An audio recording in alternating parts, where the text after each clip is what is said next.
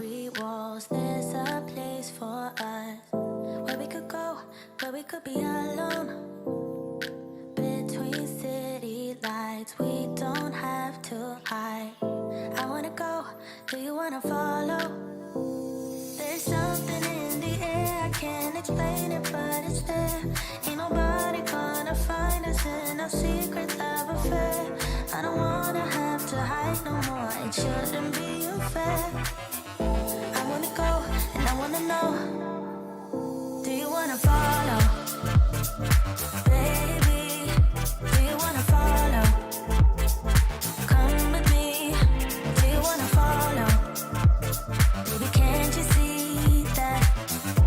I wanna go, and I wanna know, do you wanna follow? Baby, do you wanna follow? Come with me, do you wanna follow? Baby, can't you see that? I wanna go, and I wanna know, do you wanna follow?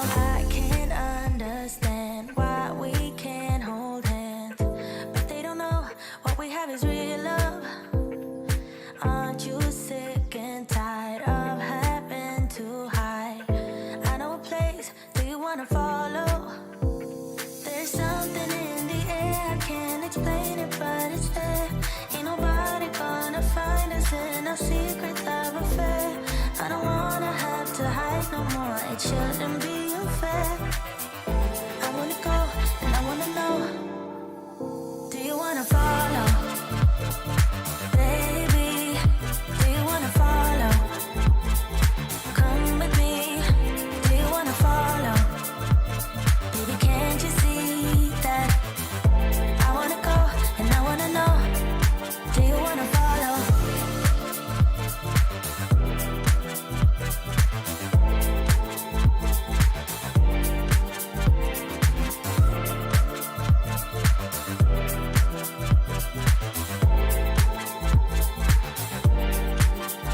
Do you wanna follow? Baby, do you wanna follow? Come with me, do you wanna follow? Baby, can't you see that? I wanna go, and I wanna know, do you wanna follow?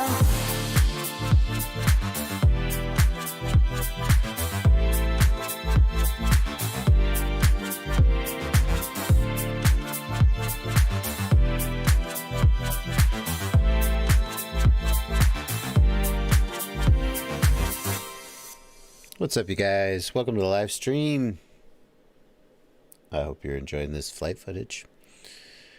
A minute ago it said that this was the, oh, there you go, flying the SkyReady RC BOA review on my channel. This is not the SkyReady RC BOA. That is a fine frame. That's just placeholder text that I forgot to turn off.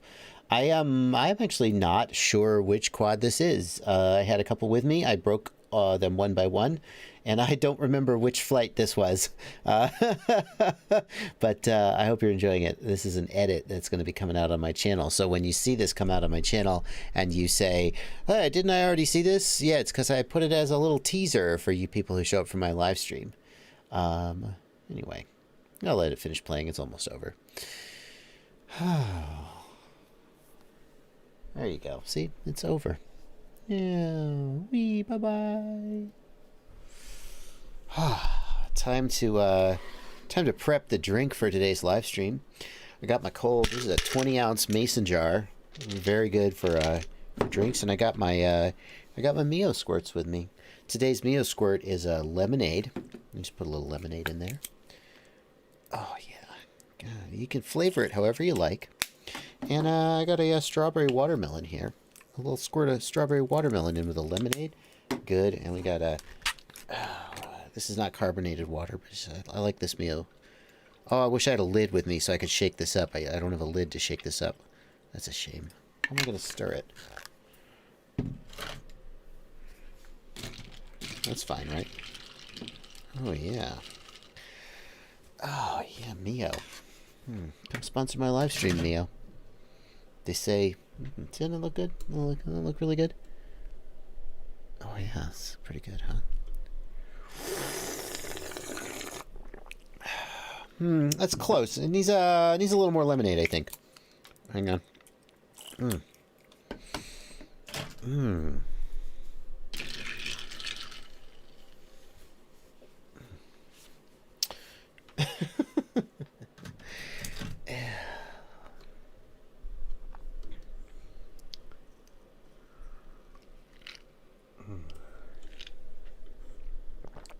Oh, that's good. Oh, yeah, that's good. This live stream isn't sponsored by Mio Squirts, but it would be if they were paying me any money. I really like Mio Squirts, and I'm always looking for an opportunity to make money without having to actually cash out. You see, if I take money from an FPV company, then I'm a sellout. Who am I kidding? I'm a sellout either way.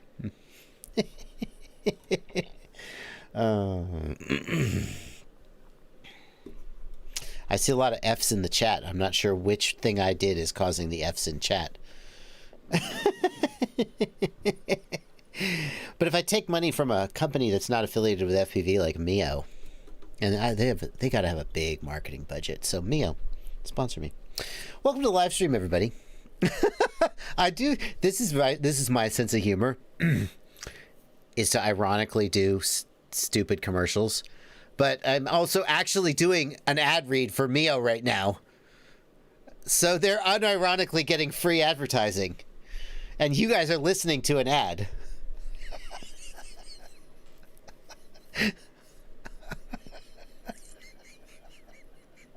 So, anyway.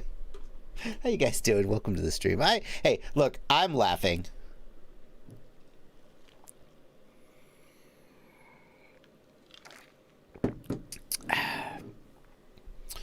Welcome to the stream, you guys. It's Monday night. It's time to do some Q&A. That is what we are going to be doing. Ooh, what am I under NDA for? 507RC. I could be under NDA for a lot of things you don't know.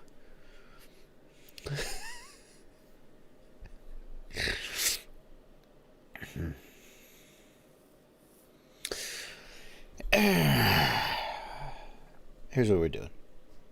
Boom. Welcome to the stream. You guys, this is your chat. Boom. Right there. I'm going to be answering your questions in chat, like how do I balance 3S batteries with a Hoda D6? Lance wants to know, and I'm going to answer that question in just a second. Right here, these beautiful people up here in my upper right. Hello, YouTube. These are my patrons. My patrons in the Discord. I have a Discord server. My patrons hang out there. If you want to be one of them, there's a link in the video description to my Patreon page where you can support me for as little as $2 a month. Let's not talk about that. You know who needs to support me? Mio.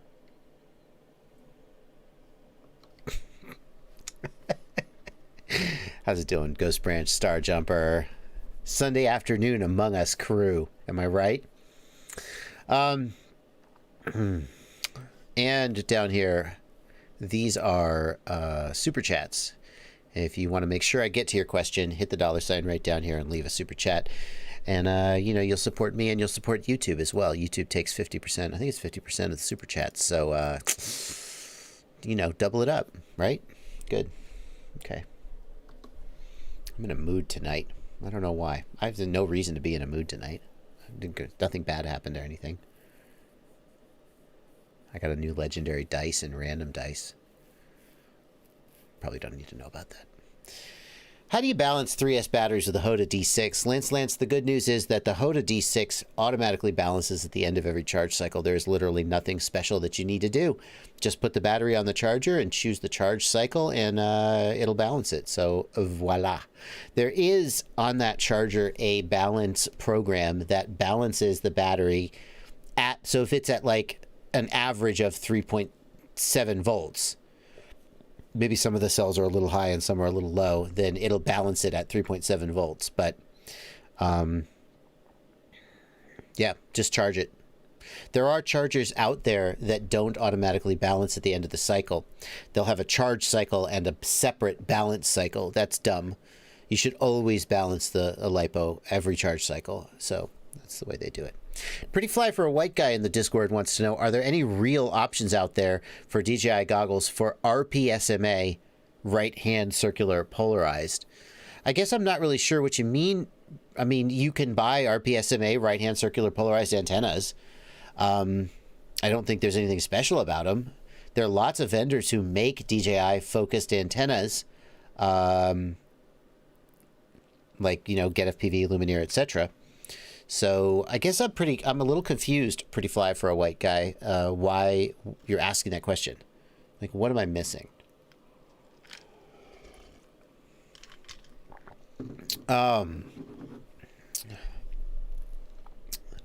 N3 Frame. I believe that's spelling some kind of a name, but I'm not following what it is. N3 Frame asks, did you consider the TBS Source 1 V4 for your perfect freestyle build? It's $27. It fits an air unit and only weighs 100 grams. Is that true? Also, the Source 1 is apparently on V. I can only find references to the V3. Is the V? Where's the V4? Where's the V4? I can't find any references to the V4. Maybe it's new. If it weighs 100 grams, I mean, I would at least give it a look. I'm actually working on a video.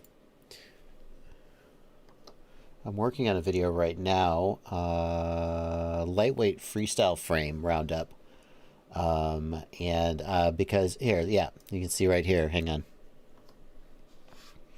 Lightweight freestyle frames. I'm interested in lightening up my next freestyle build. Here are some lightweight freestyle frames that I'm considering. FPV, can I? Oh yeah, thank you.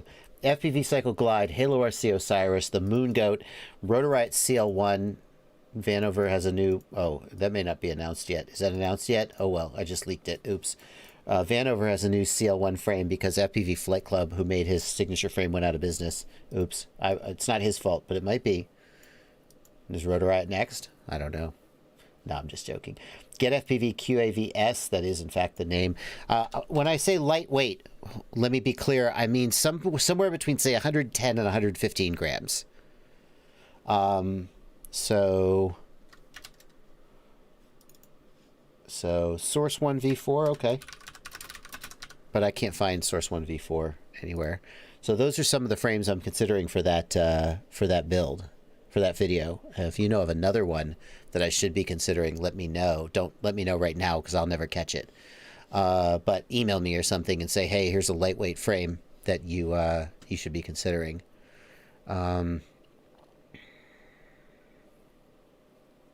Yeah. OCD FPV wants to know, have you heard anything about the FAA including drones under 250 grams in the remote ID ruling? The FAA said in one of their comments that they thought maybe it was worth looking at whether the weight of the quad should be the thing that drives regulation. There hasn't been any follow-up on it as far as I know, and so I don't think we are imminently at risk of losing the sub-250 market. You never know for sure. Race Day Quad said that they posted on Facebook and said they expect the NPRM to be released between Christmas and New Year's. Nice, really nice FAA. When are we going to release this major ruling that people are interested in? I know. Let's do it in the time of the year when everybody's busy with other stuff and not paying attention. Shocker. Yeah. Let's try TBS's website for the V4.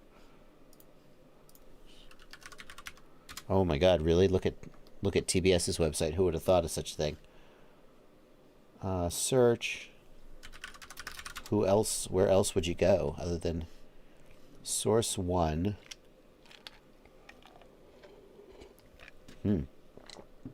You are correct.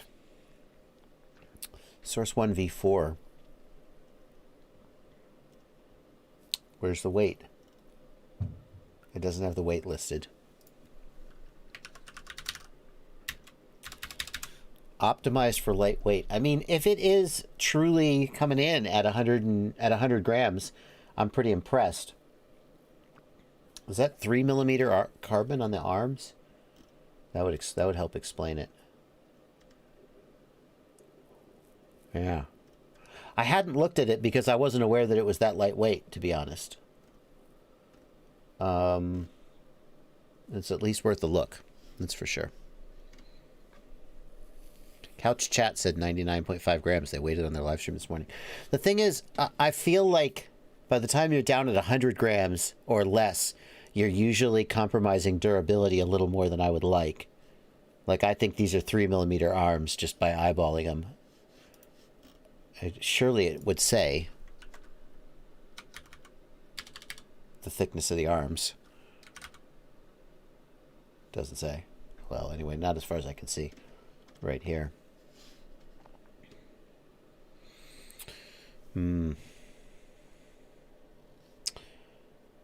Yeah, so we'll give it a try. We'll give it a look.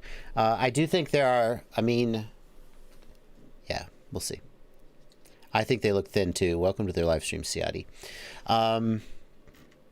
You know, I'm torn on what to select for my freestyle build, which I'm going to be working on in hopefully the December timeframe. You know, at the end of the day, you can always just swap out a different frame if you prefer. The frame, the motors are easy to swap because it doesn't change the build at all, but it does change the way the quad flies potentially.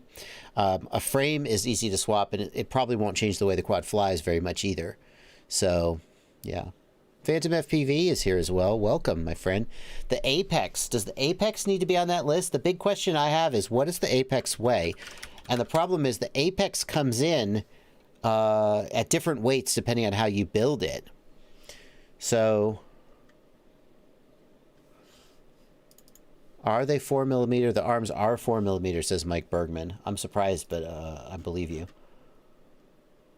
Siati is pointing out that if the arms are 4mm, but they're that thin front to back, they're going to be super weak. And Siati would know because he flies the FPV Cycle Glide, and he broke an arm when I went down to Atlanta to fly with him. And he's like, yeah, the arms break.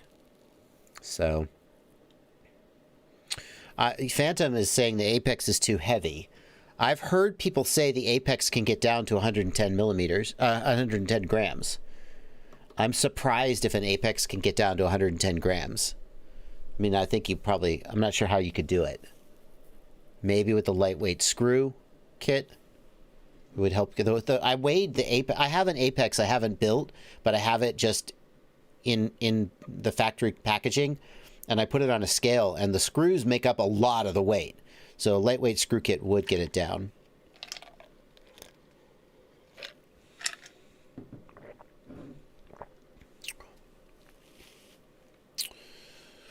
The Apex is definitely a durable frame, that's for sure.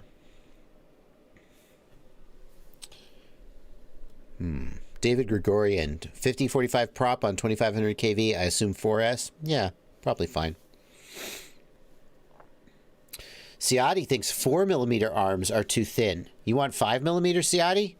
You want 6mm? What do you want, man? Hugh Nelson, titanium screws. The problem is that titanium is brittle. Well, obviously there's different grades of titanium. There's different alloys, but a lot of titanium is brittle and not good for like shock absorption, whereas steel will have a little bit of give and hold up better. You can save weight by going to titanium, but you often give up durability depending on the exact alloy of titanium you would use. 115 grams with aluminum screws for the Apex, says Luca P. That's interesting. That's intriguing. I'm going to put it on the list. The problem with aluminum screws is they strip out way too freaking easily. The head strips. I've sworn I will never use aluminum screws again on my frames because they strip so easily. I have had to get too many aluminum screws out of frames, and I'm just not interested in doing it ever again.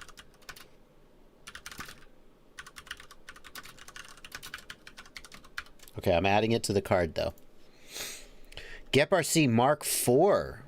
We're basically making the video right now. Haha. It weighs 97.9 grams with lightweight screws. I do like the Gep RC Mark IV frame, I gotta tell you. Probably worth a mention. Let's look at it. Any minute now. Come on, Gep RC. Get your website together. I think Gep RC makes a really distinctive looking frame. I appreciate that some people may hate it. But I really appreciate people who use a unique design language and really put some thought into the design of their frames. It's a gutsy move because some people are going to hate it, some people are going to love it, and it may compromise function, but GetRC, I feel like they've really nailed it with this frame. I will say, though, the thing I object to, if there was something about this frame, is that having the arms on the inside like this I would rather have the arms on the underside because it opens up a lot more room for building. It centralizes the weight to have the arms on the inside. You could probably flip it over if you really wanted to. You'd need to change out the standoffs. This is a good frame, though. What's it weigh if you don't have the lightweight screws? Yeah. What's it weigh if you don't have the lightweight screws? 102 grams. Surely not. Is that stock? Yeah. All right. GetRC Mark IV goes on the list. Looks like we're making a list on the live stream after all.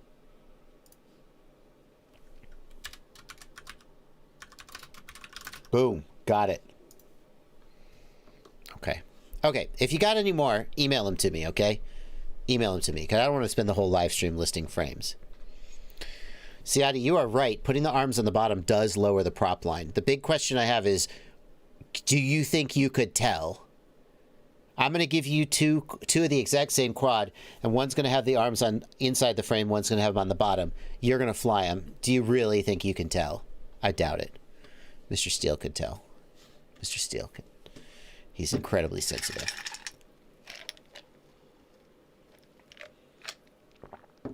MK says the biggest weight saver will come from motors, no high def, and an all-in-one. Frame isn't much relative.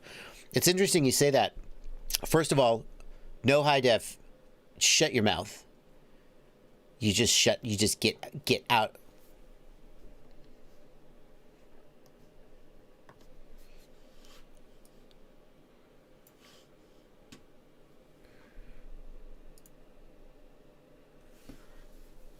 Hide user on this channel. Get out of here. No high def. Get out of here. Put you in timeout. You just... And then Bardwell banned someone from his channel because he said not to use high def. This guy's gone off the deep end. No, I'm teasing MK. I'm teasing MK. I can't take you out of timeout, though. You're just going to have to ride it out. High def's going in, but obviously analog saves weight, clearly. All-in-one flight controller, interesting. Obviously, I'm going to be using my own flight controller on my perfect freestyle build, because obviously I am. Shut up. But if you really did care the most about weight, getting something like the iFlight Beast, that seems like an all-in-one that actually really could take a beating. I mean, time will tell. But the real advantage of going with like those smaller flight controllers is that you can use a tighter frame. And it's the same with the Cadix Vista. The Vista is somewhat lighter than the Air unit, but the real advantage is that when you go to smaller electronics, you can use a smaller frame. We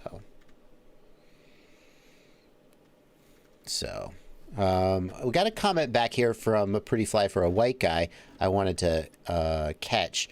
You asked about the DJI antenna. He says all the antennas out there are not RPSMA, and well, why do you want RPSMA? You try to eliminate your SMA to RPSMA adapters to get... Surely, I'm so confused by your question, man, because surely if you buy you could buy right-hand DJI antennas. I guarantee, like, I'm so confused by... I feel like I must be missing something. If we go to Get FPV,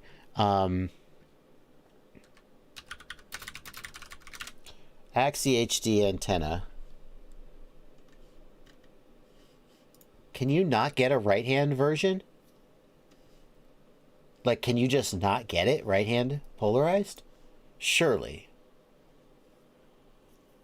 Surely. Oh, are you for real? Like...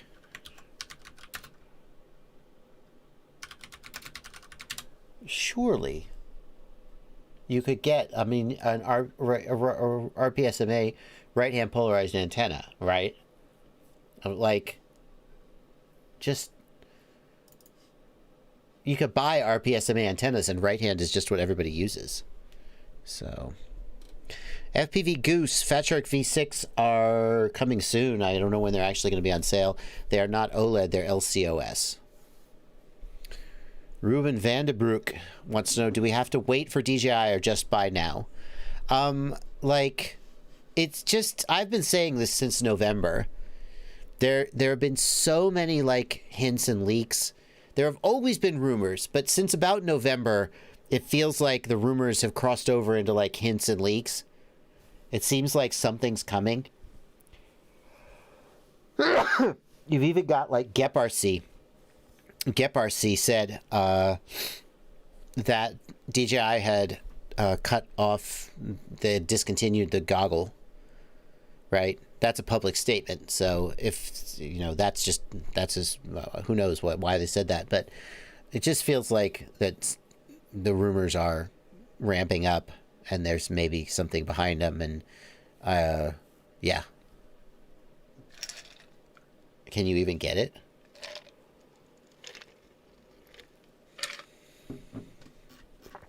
All right.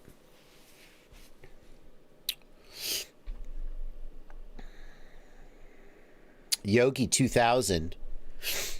The drone flipping over and disarming is because your motors are spinning the wrong direction. Your flight controller is misaligned or something like that. Chaotic wants to know if I have looked at Armatan's line of frames. Who?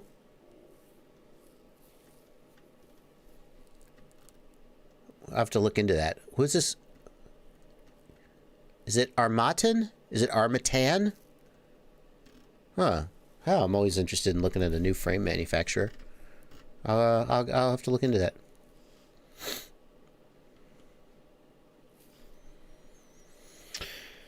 Let me get some super chats out of the way. I said if you leave me a super chat, I'll read your question, and then I spend the whole first half hour of the stream not reading super chats. So, hey, you know, that's how I keep it real.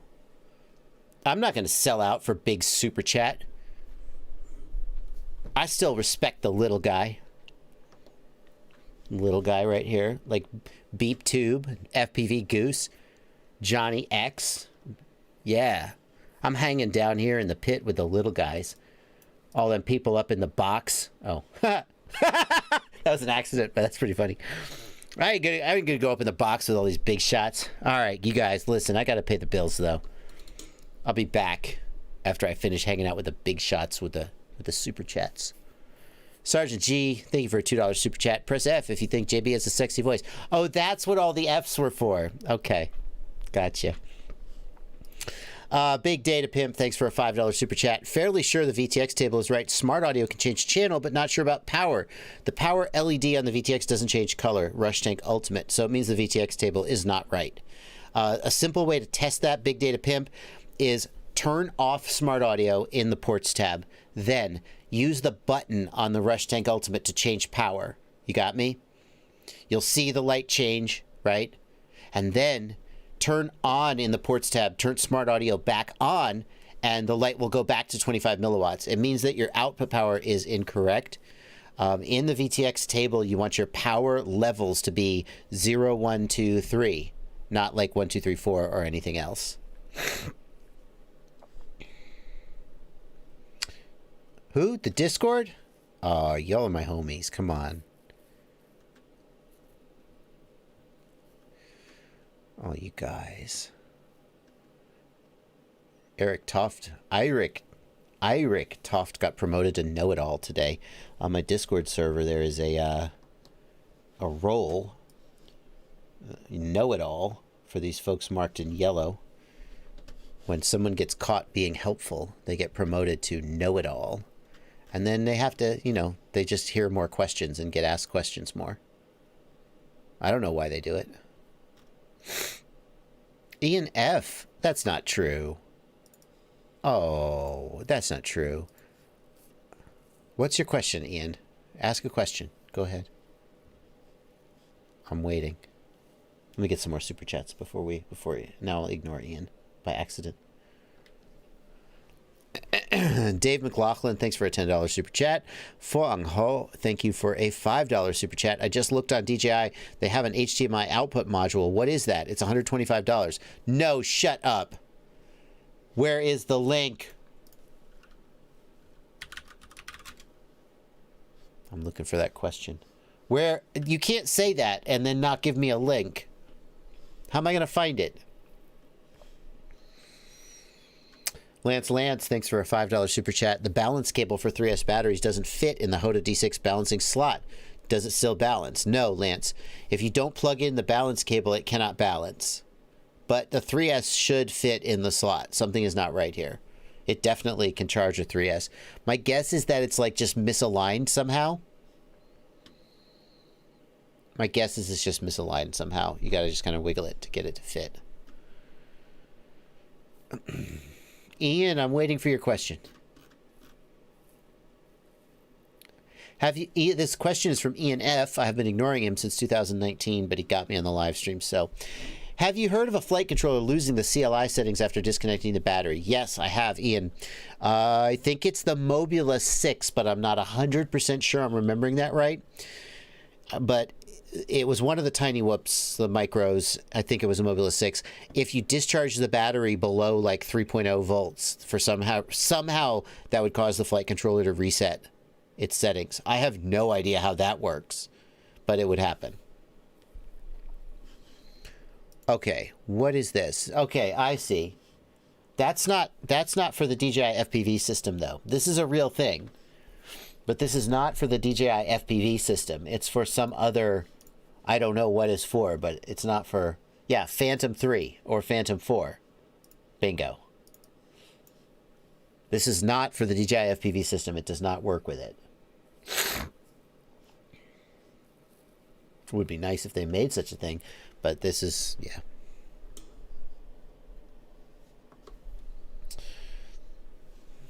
Joe Russell, thank you for a $10 super chat and a thank you sticker. Thank you, Joe. It was the Mobula 6. Yeah, don't discharge the battery below 3.0 volts.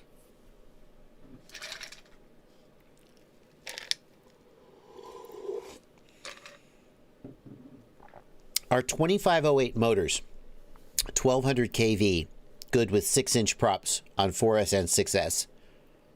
Asks FPV Goose. Okay, FPV Goose, my rule of the way that I keep track of motor size and kV is I remember some kind of benchmark numbers and then scale off of them. So for example, 4S voltage, 5-inch prop, 2400-ish kV. That's a benchmark. And when you go away from that, then you change the performance of the quad in a certain way. I learned from Ciotti, 2S on 2-inch props, 10,000 kV. Ciotti, did I remember that right? 2S, 10,000 kV, 2-inch props. Boom. Rule of thumb.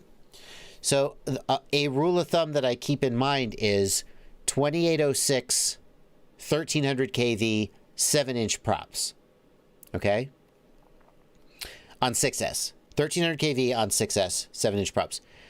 It's easy to convert kV because however much you take the voltage down, you move the kV up, and you end up in the same place in terms of motor RPM.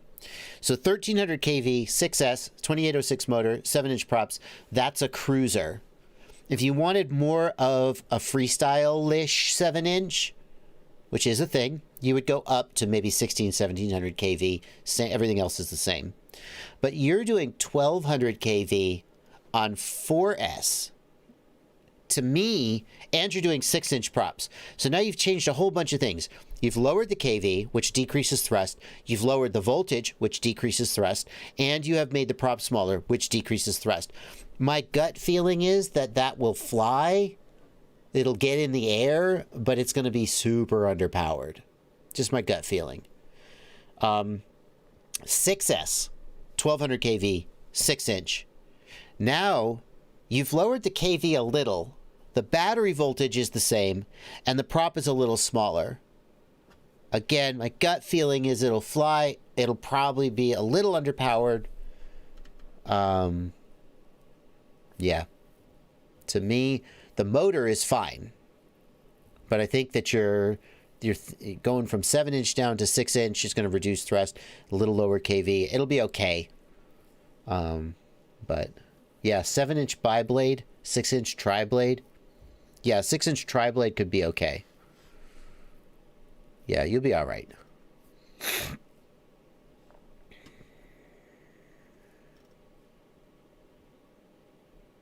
Blind FPV. What are we going to talk about on the news, Blind FPV? You talked about the DJI leaks yet? Yeah, so I don't know if you know, but we have been doing, me and It's Blunty have been doing FPV news Tuesdays at 6 p.m. tomorrow night. If you can't tune in for the live stream, then it's on the channel, obviously, just as a regular video. And we will be talking about these leaked pictures of the DJI drone, a new drone from DJI. At least that's what the leaks say. We'll be talking about them.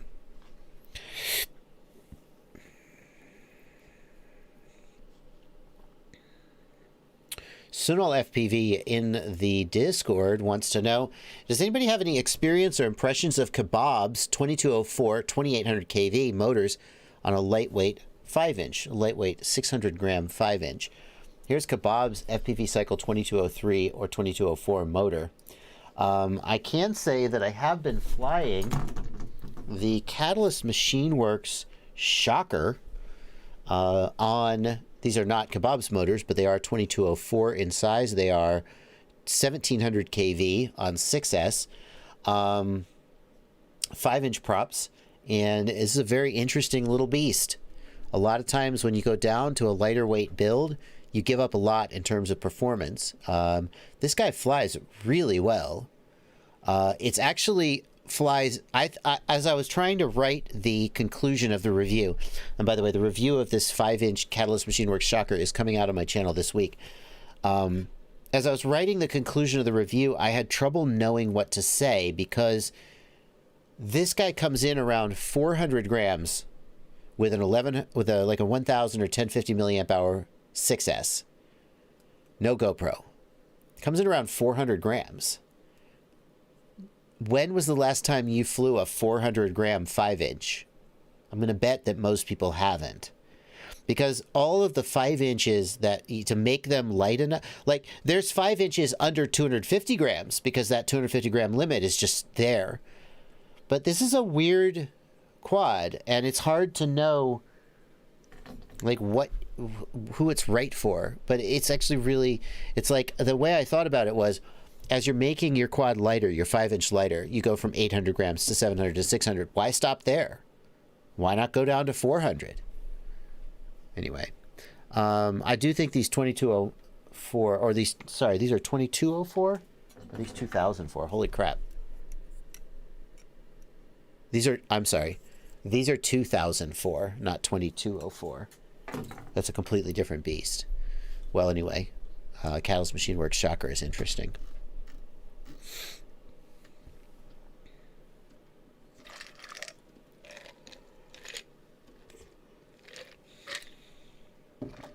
Hope Slayer wants to know the camera I'm using for my live stream. It's a Lumix, a Panasonic Lumix G85. I can help you. I can help you with how I've got it set up. When I first got it, well, you can go back on my channel. I've done a lot of work trying to get it to look as good as possible. Hopefully, it's paying off.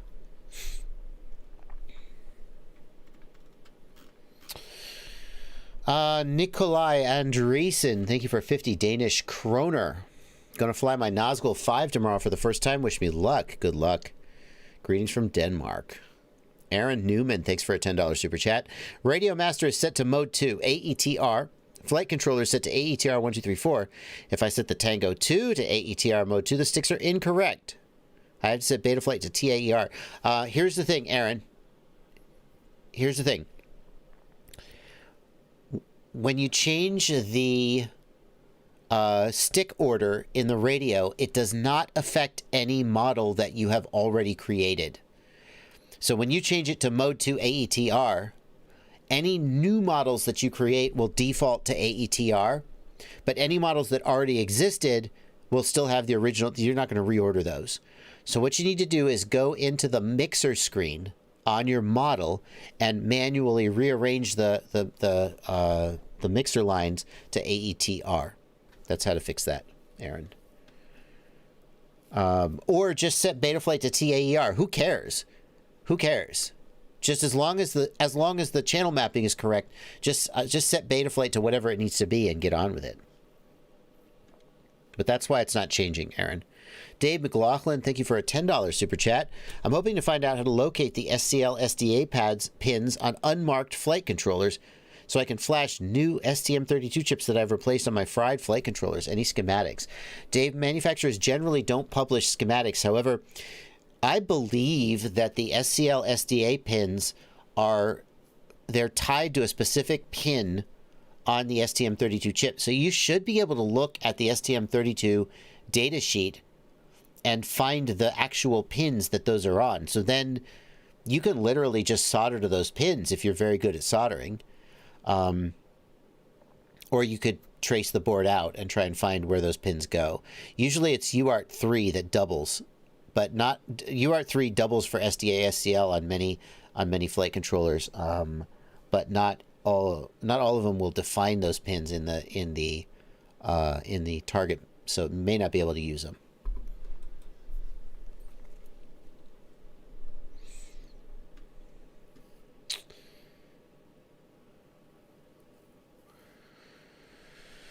Wall in the Discord says, I noticed in the 4-inch long-range roundup that all of the quads had GPS issues. Wall thinks the issue is that the DJI video transmitter is browning out or overloading the RF front end on the GPS module. If you reduce the output power to 25 milliwatts on the Vista, you'll get a lock a lot quicker. Any thoughts or recommendations on where to move the antenna on a Chimera 4, for example? That's a very interesting idea, Wall. There have been many suggestions about how to get the GPS to lock quicker on these quads. One of the things that was suggested was to make it so you can power up the GPS without powering up the Vista. I think when you solder up a GPS unit, you should ideally solder it to somewhere that is going to power up from USB. And that will let you power up the GPS by plugging into USB without powering up the Vista first. And then if you think about it, you could plug the battery in, power up the Vista, unplug the USB, and the GPS will just stay up. Many people just solder their GPS to a 5-volt pad or a 3.3 volt pad. And well, 3.3 volt usually powers up from USB, but not maybe always. Whenever you set up a GPS, always solder it to a pad that powers up from USB. Manufacturers, pay attention. But I've never thought of turning the output power down on the Vista. That's certainly worth a try. Lame and Bored FPV says he's had way better GPS performance running GPS units on 3.3 volts. Yeah, I agree. Even if a GPS is rated for 5 volts, I would run it on 3.3 volts if at all possible. I think that I've heard enough people say that it helps, that there's probably something to it.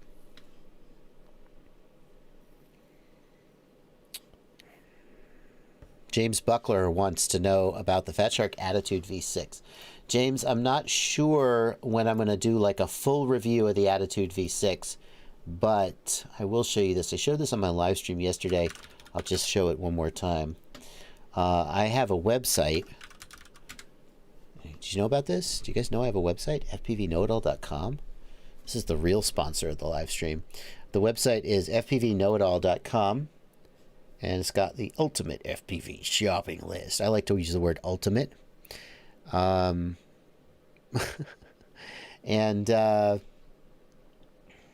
FPV goggles.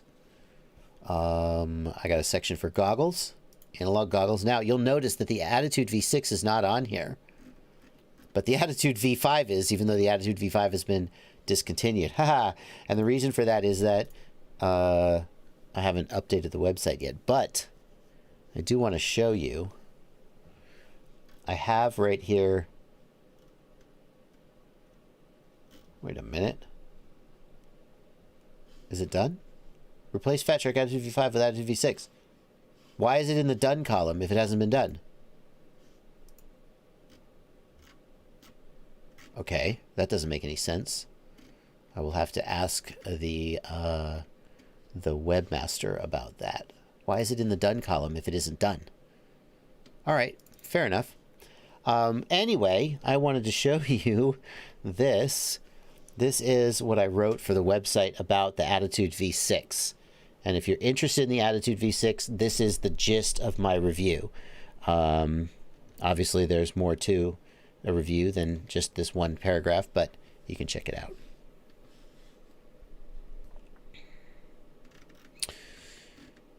Anyway. James Buckler, I'll let you freeze frame that. I'm going to move on with the live stream now. Hope Slayer says, I will often place things in the done column just to make myself feel better. Well, that's okay. And maybe he's working on it like right this minute. Let's reload the web page during the live stream and see if it changes. Nope, hasn't changed yet. It shouldn't be in the done column if it's not done. Right? Call me crazy. Anyway, Ron Grant, thank you for a $10 super chat. I have a DJI build that has jitters and occasional desyncs. Ouch.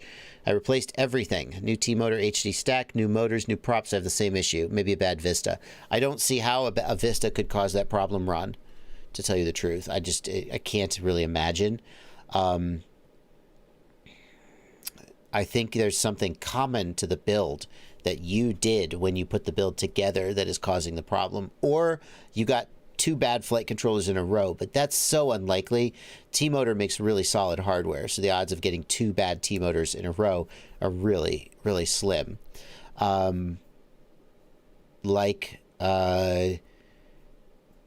Motor screws too long and touching the windings are a really common go-to.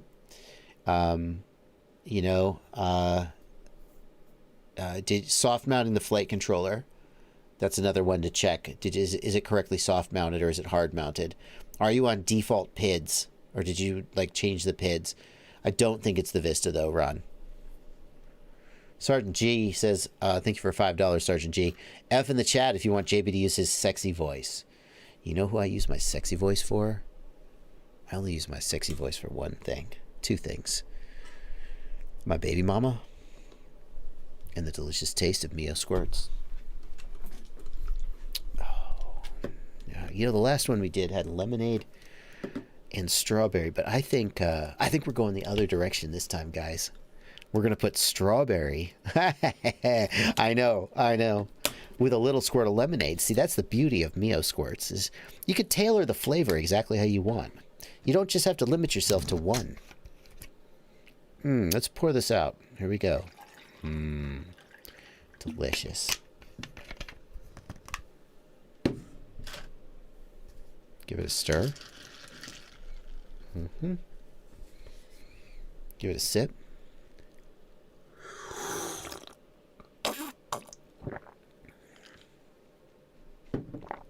Oh, now you could use a little. Give it a little tweak.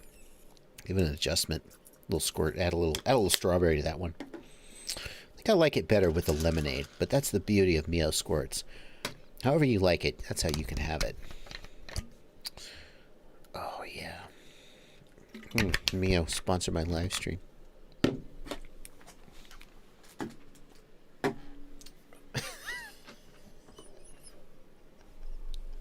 People ask. I just did a video today with Lexi Jansen, Mayan High. I did a video with her about how to get sponsored. Am I doing it right, Neo?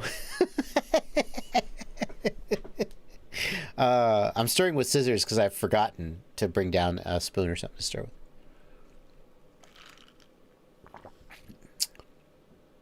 with. No. Strawberry's the wrong direction. I want the lemonade. Give me back that sweet acid tang. No. I don't want the strawberry. I changed my mind. I've made a terrible mistake. Okay. Marley Lepo, thank you for 50 Norwegian kroner. What's up? What's up, Marley? MK says a friend. Oh, MK's back out of timeout. All right, MK. Now you watch yourself. Don't go talking bad about HD in my live stream anymore. You go right back into timeout.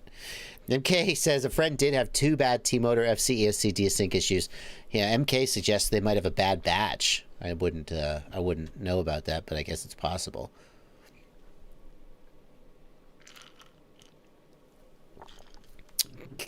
Kamale in the Discord chat says, speaking of T-Motor, I still have a set of MT2208, excuse me, 2208 18 1100 kV. What should I do with them? 2208 18? Isn't 2208 usually a 14 motor? I don't know, 1100 kV. Oh, shoot, Fatty, I'm really sorry, man. How did I miss you, man? I'm really sorry. Fatty FPV, thanks for a $5 super chat from like a half hour ago. I just skipped right over you, dude. I'm really sorry. Oh, you know what it is? Fuang Ho left me 2 super chats, and he, look at this, Fatty. Here's, I wanted you to know I didn't mean to disrespect you. Oh, hang on. Where's the flippin' super chats? Where's the flippin' super chats? There we go. Fuang Ho left me a super chat, and then he left me another one, and you're in the middle. So I looked back at the list, and I saw his super chat, and look, it's the exact same super chat. He left me 2, so I went back. That's how you got skipped, dude. I was like, okay, I got Fuang Ho. Who's next? So my bad. Fatty FPV, thanks for a $5 super chat. Trying to connect the JB-F7 to a JB4-in-1 ESC. Power tones are normal, but only 2 ESCs are recognized. Is the ESC shot? Did you repin the pinout, Fatty? The pinout for the F7 is different than the JB4-in-1 ESC. The reason for that is that the JB-F4 was made by, excuse me, JB-F4 was made by Airbot. The JB-F7 is made by iFlight. The ESC connector is not compatible between them. So I'm going to guess that you didn't repin, and you must have just lucked out and power and ground are in the same place. Otherwise, something would have fried. I'm going to guess that you got the pinout wrong. Jared TGs wants to know when the black JB motors are coming out. Okay, I got a big announcement. A big announcement. Get ready for it. I wasn't going to announce this, but you asked, and it's the right time. Fatty says he double checked. All right, Fatty, if you double, oh, now I'm going to put off the big announcement. Fatty FPV, if you're sure the pinout is right, then the next thing I would do is I would pinch the motors and check the ESC tones. Do you feel the motor go doot-doot-doot? If not, then the ESC is dead, because it doesn't. That has nothing to do with the signal wire. Big announcement.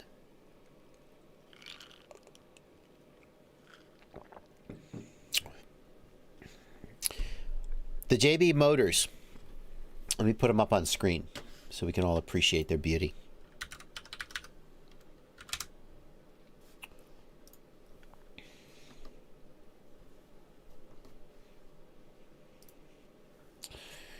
Ooh.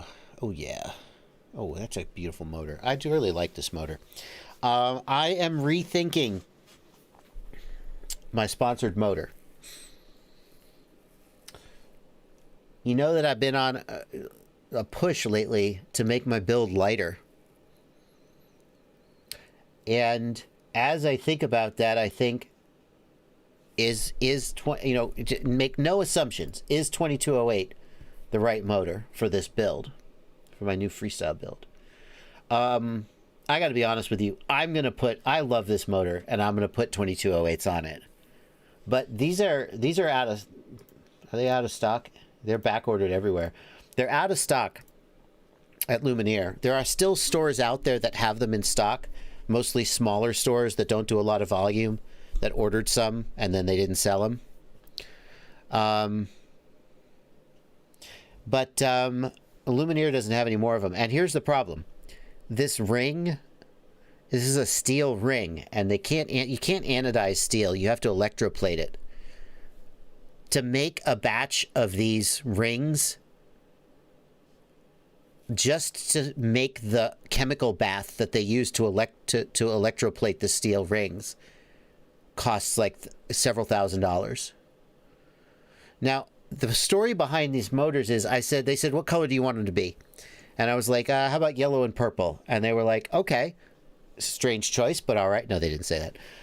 And they said, we're having a hard time finding somebody to make the ring purple. And I was like, well, okay. They're like, no, we're going to make this happen. And then Tim Nilsson, the owner of Get It PV, literally was going around factories in China trying to find somebody to make my purple ring. I was like, wow, okay, thank you. So they got them made, and the first batch got done, but then now they're trying to make the second batch. And they're like, yeah, it's just so expensive to make the... And I'm like, okay, guys. But then I said, well, why don't we do just a blacked out version of the motor? But then I was like, wait a minute. Back up. Let's think this through. Is 2208 the right size motor for a 5-inch build today? I know what Ciotti would say. The reason I went with originally a 2407 and then a 2208 is that 2+ years ago, when I first had the idea for this motor, if you wanted good prop wash free smooth handling, you needed a high torque motor. And 2407 could deliver that. But that's not true anymore.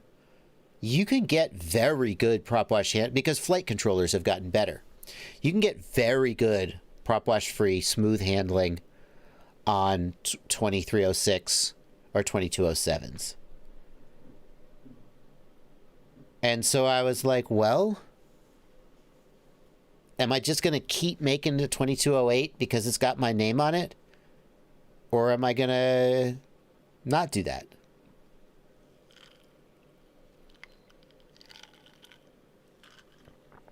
So, if you're interested in getting one of these JB motors, you should probably get it.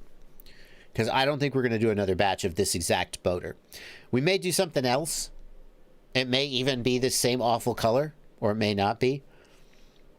But I just don't think 2208 is, or 2407 is the right motor for a 5-inch, for most 5-inch builds today. That's what I would say. So when is the black motor coming? This motor is not coming in black. Why can't they just paint the bell? Come on. Give me a break. I don't know. I don't actually know the answer to that.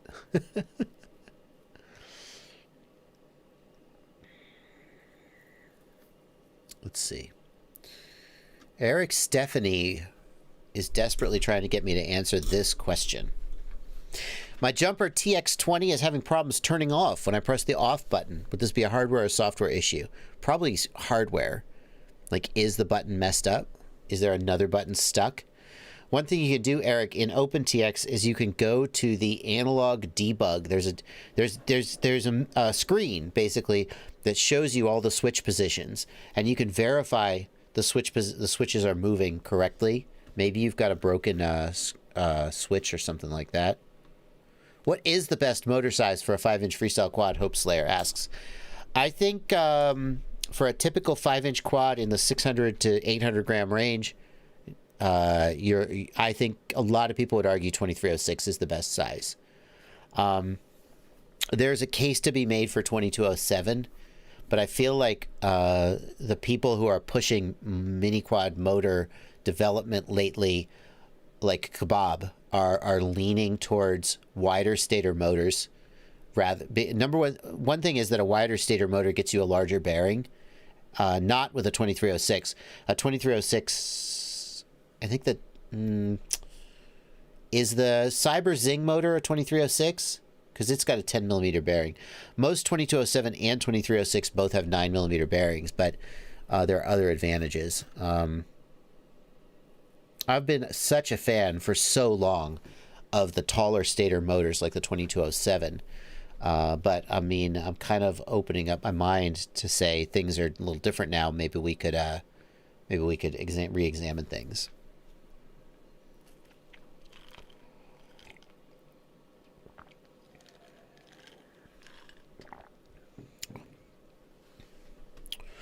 Tyler Harris. Where is that pin? Where is that message of what won't, when FreeSky won't bind? I'm going to try to find that for you, but I'm not actually sure. I'm not sure that I can.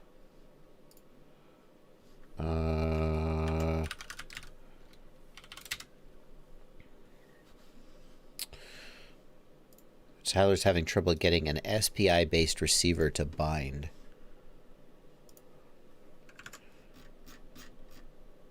Oh, I found it. All right, Tyler, this is the answer to your question.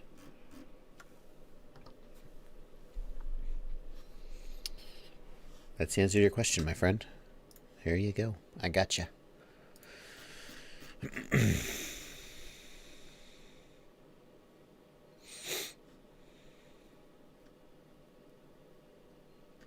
Let's see here. Looking back through the Discord to see if there's anything I missed. Oh, that's the troubleshooting channel. My bad, wrong channel. Where's the live stream channel now? Live stream chat.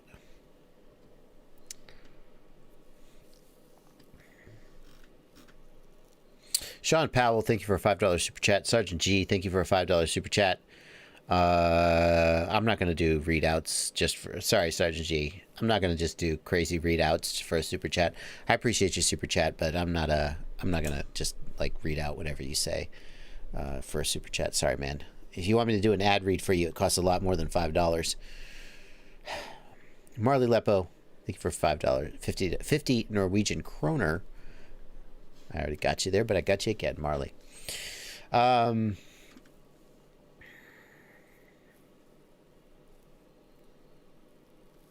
not just go like 2506? For a 5-inch? No, way too heavy, way too big. I hope you're not talking about a 5-inch and I'm misunderstood. AJ Smith wants to know, could there be a valid use for a 14-inch long range that can fly for 90 plus minutes? I mean, yeah, absolutely, but you're kind of building, I mean, you're not really building an FPV drone then, are you? By the time you're flying for 90 minutes, don't you want GPS assist? Do you just want to have your hands on the sticks for 90 straight minutes flying the quad? Wouldn't you rather just be able to put it on cruise? Yeah.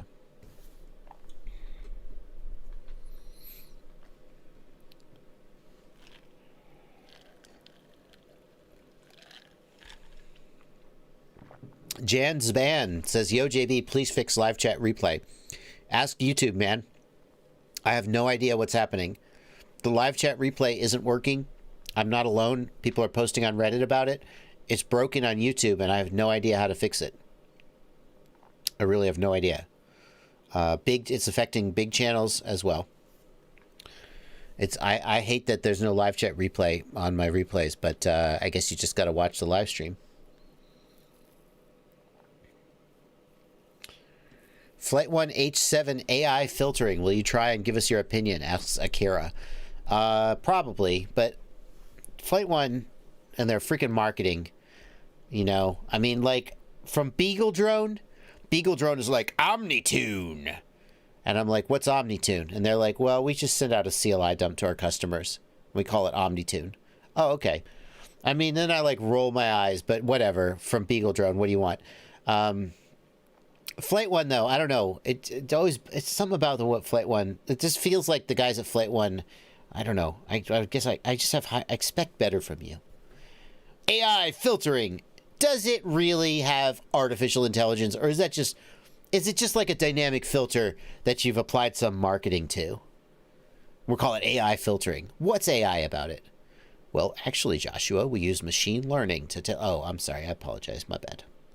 Now I sound dumb. I don't know. They just always have to make up. It's not feed forward. It's sim mode. Now you listen. Sim mode is not the same as feed forward. You just your own ignorance speaking here. Okay, well, what the F is it? If it's not feed forward, then just tell me what it is. No, it's sim mode. What is that? No, it's not sim. Do you remember they had when Flight 1 first came out, and they had like brain drain mode, and I was like, what is it? What is it? Tell me what it is. Don't tell me some marketing BS. Like, I can't be trusted. AI filtering. What is it? Just tell me what it is. If you're using literal artificial intelligence machine learning to do your filtering, then I take everything. No, I don't take it back, because you still did all the other things I'm complaining about. But okay. UAV Tech has a comment. I didn't even see the comment. UAV Tech says, oh, I'm not going to read that comment. Vaughn Wilson has a Spectrum transmitter. Any good bind and fly options? I mean, there's bind and fly mobilas. There's bind and fly tiny whoops with Spectrum receivers. There's not a lot of 5 inches with Spectrum receivers pre-installed. Horizon Hobby used to make some, but I don't think they do anymore. I think they got rid of them. Pretty fly for a white guy says, well, heck, you're both right. Prince Court and House FPV. Prince Court and House FPV must have solved a problem for him.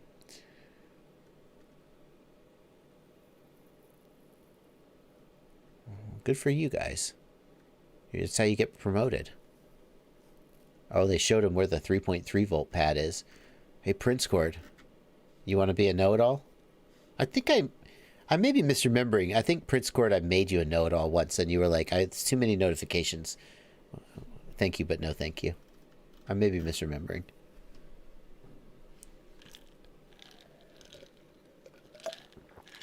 Can't remember my freaking wedding anniversary, but I remember once, months ago, I promoted someone to a know-it-all, and we had a conversation about it. Neuroflight does use actual machine learning and black box logs to tune the PIDs. It's not really tuning the PIDs either, Beard Tech. There aren't really PIDs, I think. UAV Tech says, always troublemaker, UAV Tech. He says, yep, Nick told me he was porting in the dynamic notch a year ago. Now all of a sudden it's AI filtering. I'm going to piss Preston off. Preston hates when I say these things. If AI filtering is just dynamic filter by another name. No, it's not dynamic. Listen now, listen. Betaflight's dynamic filter is completely inferior to what we're doing. Now it's an insult to dynamic filters everywhere to call this a dynamic filter. Listen, what we're doing is it's a dynamic. See, it's like it's basically a dynamic filter. I don't know. Maybe.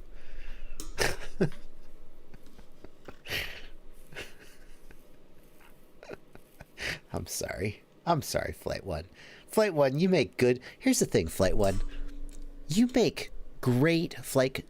Just you and me, Flight 1. Here, hang on. Hang on. Oh, that's a little too close. Hang on, I'm focusing. Okay, back out now. Hey, Flight 1. You make great flight controllers, and you make great flight control software. You're better than this. You don't need all this marketing BS. You don't need to make up stuff. You're good enough. You're good enough on your own. Just call it dynamic filter. You don't have to make up fancy names for your stuff. Just be like, shut up and fly it. That's what you should call it. You should just say, this is our new flight controller. It's got shut up and fly it mode. It's got one mode, and it's called shut up and fly it. And people will fly it, and they'll be like, oh, it's really good.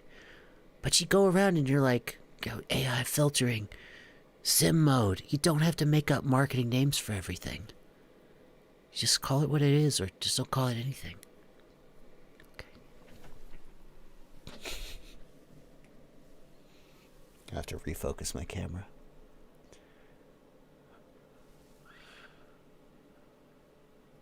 Oh boy. That's going to be tricky.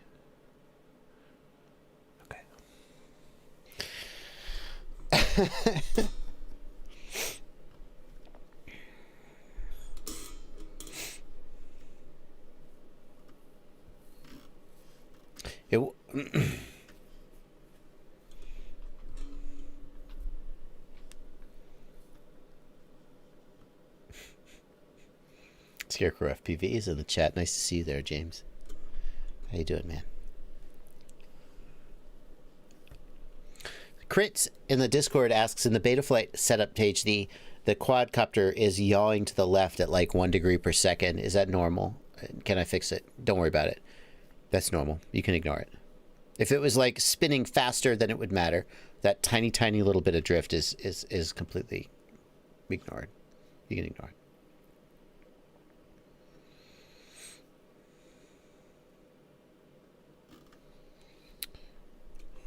John Solo says, I'm looking at the Sovol SV01 and I watched your 3D printing videos. What's your follow-up on the BL Touch? Is it worth it? Yes, 1,000 times yes. all you people out there who are like, BL Touch is just another thing to break. Nobody should put BL Touch on their 3D printer. If your 3D printer is set up correctly, you never need to use BL Touch and you never need to auto level.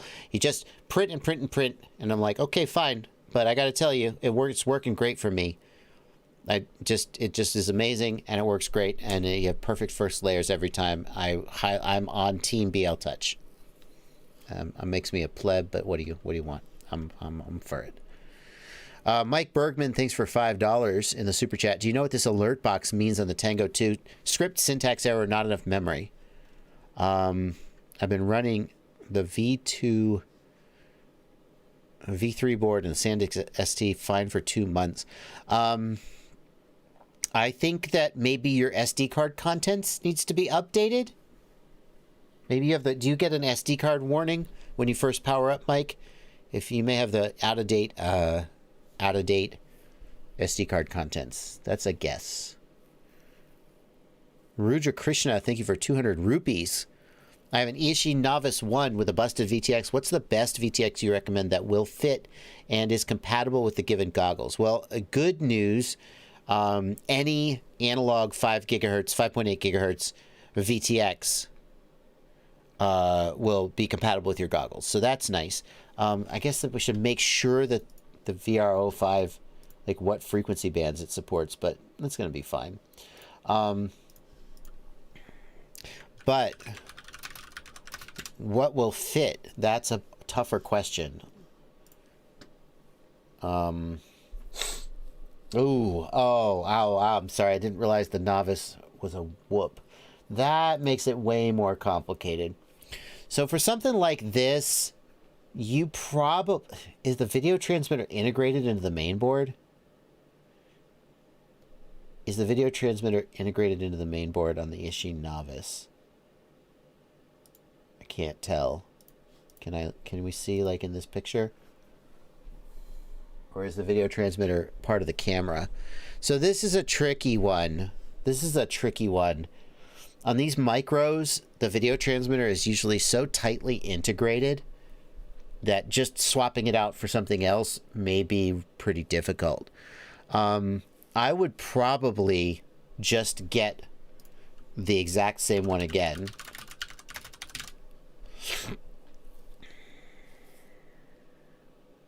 Oh, man. Does anybody know what video transmitter is on the Ishi Novice? Is it the TX03? No.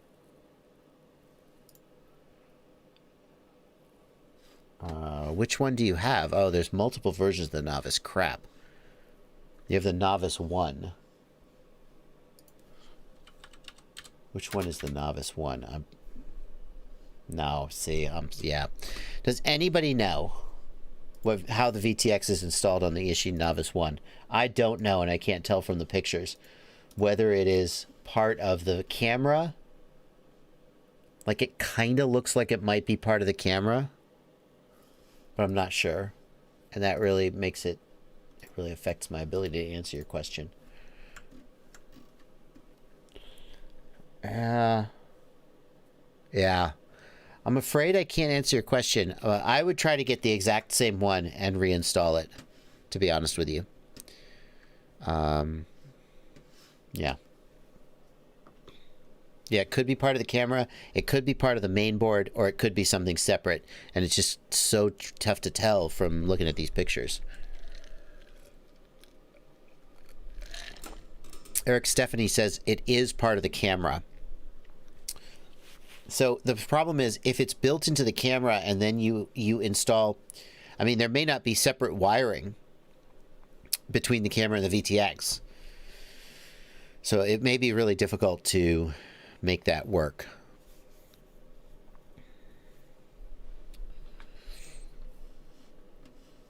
Okay.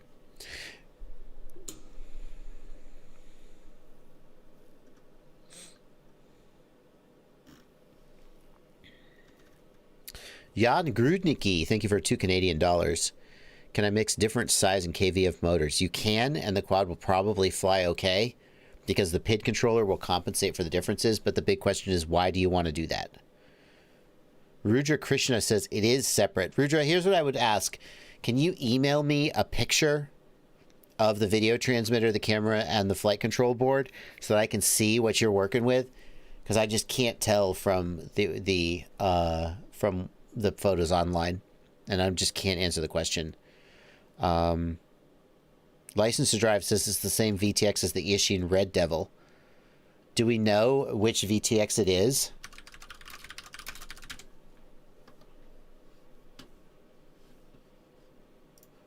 Ishin Nano VTX. Like, could we just install something like this, the Ishin Nano VTX? Is that what it is?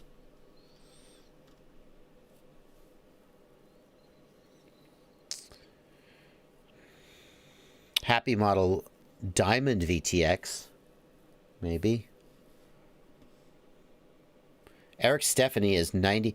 Well, I mean, Rudra Krishna is very adamant that it's separate, and Rudra is the one who has the quad. So, Eric, I'm gonna go with Rudra here, unless maybe Rudra is just misunderstanding what they're looking at. The Happy Model Diamond is one people are suggesting. Static FPV says it is the Ishin Nano. So, Rudra, if you want to get the exact same one, I believe people are telling me it is this one. You could check. The Happy Model Diamond, it may be one that you could consider,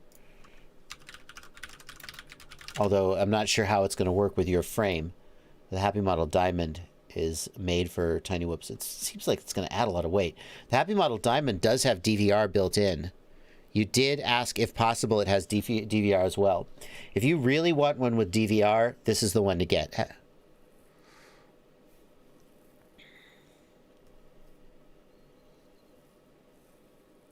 License to Drive says that the exact one you've got is this one. Thank you, License to Drive, for that.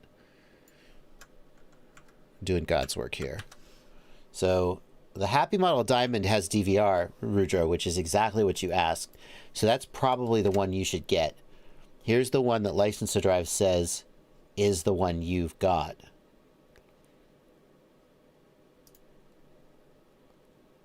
This is the one License to Drive says is on your quad. Oh, no. Tody RZ says that the Ishin Diamond is for 75 millimeter, not 65 millimeter, and wouldn't fit. Crap. Thank you for pointing that out. Yeah. I don't know of a... Is there a 65 millimeter board that includes DVR? I don't know about that. All right.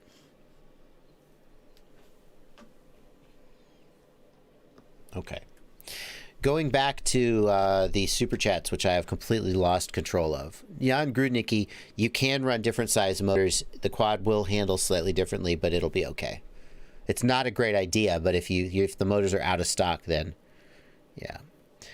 Keith Moore, thank you for a $10 super chat. What durometer TPU do you use for 3D printed quad parts? I use SaneSmart TPU.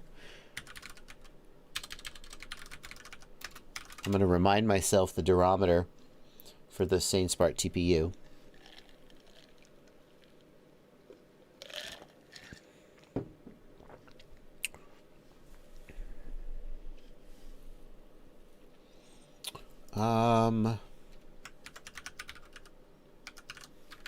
Really?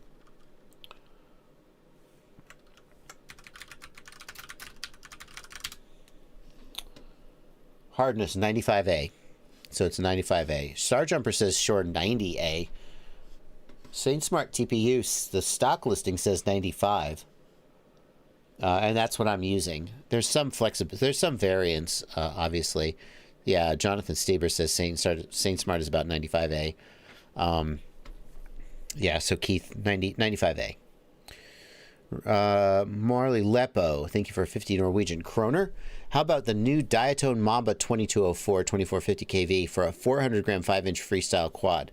Yeah, I think that we're going to see more 5-inch 400 gram quads. And maybe we'll see a bunch of them and then they'll go by the wayside and we'll never look back. But I do think this is a very interesting place to be with a build. Where is this freaking motor? Oh, get that out of the search result. 2204 2450 kV. similar to what Bob Rugi is doing. I mean, I got to say, if you are thinking about buying this motor, you should at least think about buying Kebab's motor from FPV Cycle. There is no question that Kebab drove the development of this motor size in the modern era. He may have even worked with Diatone on this motor, but he definitely deserves credit. And, yeah.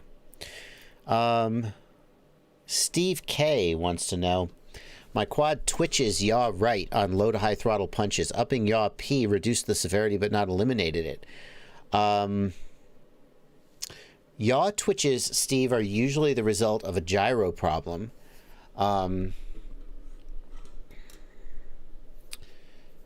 So if raising yaw P reduced the severity, that's odd. I'm not sure how to read that. I would want to make sure that you weren't having gyro problems, and the way to do that is going to be with black box logging.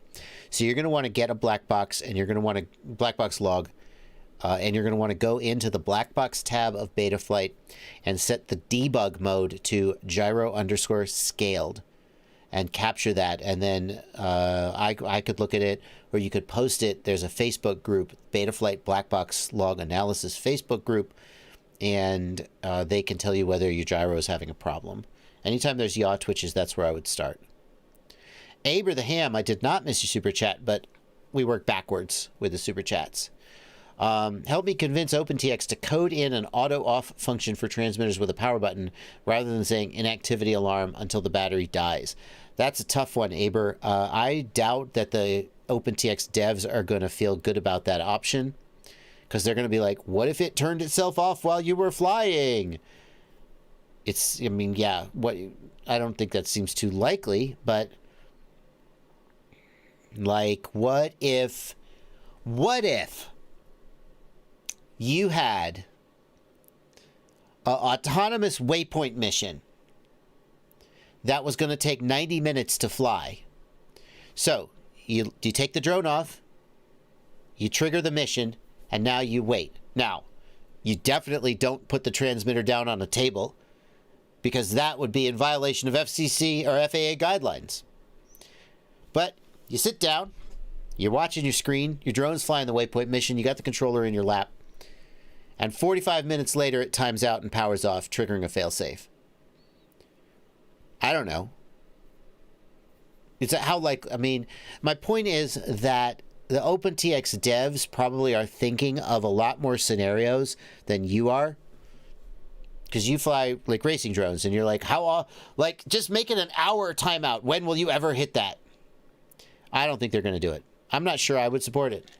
Just turn your damn radio off. I've killed batteries that way, though. I feel you. I think the other argument is, if you're going to have, let's say you have a low battery, a battery saver. When the battery gets below a certain voltage, the radio turns off to save the battery. Well, what if it does that while you're flying? You just land your quad. Yeah, but what if you're doing, like, not everybody flies freestyle quads for 2 minutes at a time. So I don't think they're going to do it, and I'm not sure I would support it. But thank you for your super chat. Sean Powell, thanks for a $5 super chat. Aber the Ham, thanks for the $2 super chat. Did my other super chat get skipped, or did I miss it? Nope. Neither. All right.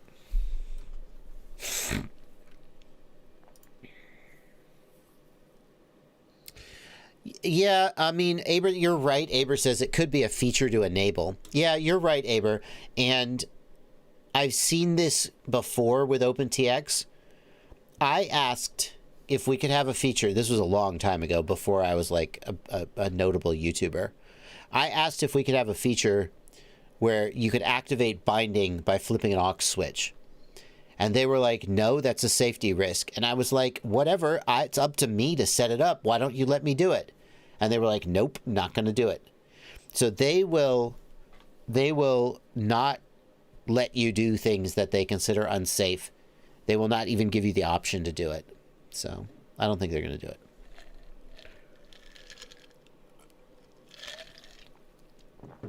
Kale Vasmuth, thank you for a big $20 super chat. I'm looking to get into 3D printing. What's the best starter, easy to use printer to start with that I won't be crying to upgrade within a year? If you don't want to have to upgrade the printer, then spend like $1,000 on a Prusa Mark III. But here's the thing. Even if you do that, you're going to want to upgrade it within a year, just because that's how 3D printers are and that's how people are. I'm a fan of the Sovol SV01. I have a review of the Sovol SV01 up on my channel. It's been very, very good to me in all the time that I've got it, and I think it's a good value. Jared TG thinks that you should check out the CR10V3 from Creality. $500. So CR10V3 is getting you into the $500-$600 price range. What are you getting for $500 off the CR10V3? Just a bigger build volume? Interesting. Yeah, it doesn't look that big. What is it? I don't know. I'm sure it's wonderful. Sovol comes in under $300, and I think it's a really solid first 3D printer. Here's the thing. You can print the Sovol out of the box. It's fine. But there definitely are some upgrades that are worth doing. Like add a BL Touch sensor. I wish they would sell the SV01 with a BL Touch pre-installed. But it's all just part of the learning experience. If you really, really want something that is as close to just an out-of-the-box, just set it up, print, and think as little as possible, the Prusa Mark III is the way to go. But it's like $1,000. It's like $750 if you build it yourself. It's like $1,000 if they ship it configured.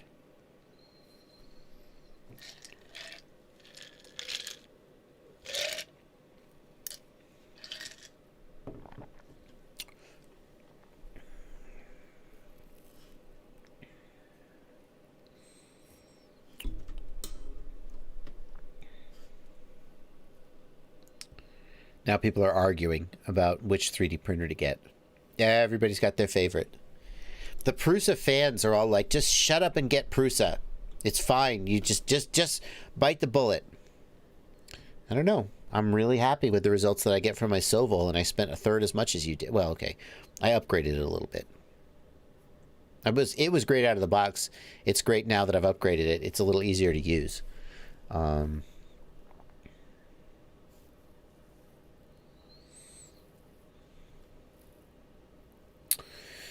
Yeah, Pat Clevenger says Prusa is a workhorse printer. It just works great, or they will fix it. Yeah, Prusa is for people who have more money than time, and for people who are less interested in 3D printing as a hobby.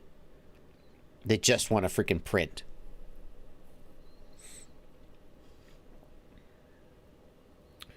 What upgrades did I do to the SV01? Twin Turbo Stang wants to know. I installed a silent mainboard. Well worth it.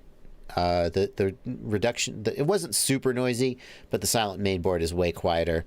I added a BL Touch. Those are the two main upgrades that I did.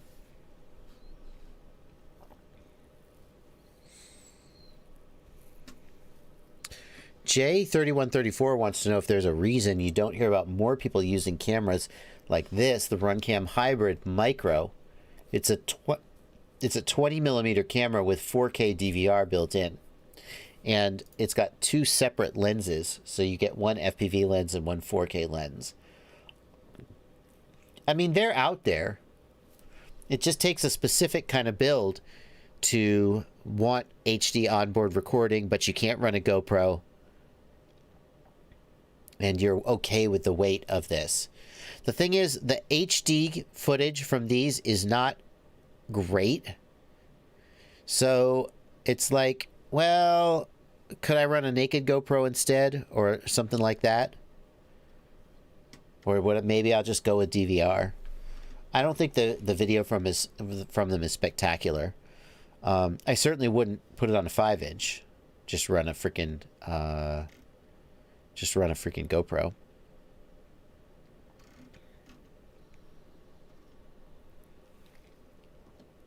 So I think there's just, no super view. That's right, J3134. I think there's just a limited use case for them. Alexander Romanenko, the big difference, Alexander says, sounds like you made the SVO1 into the SVO3.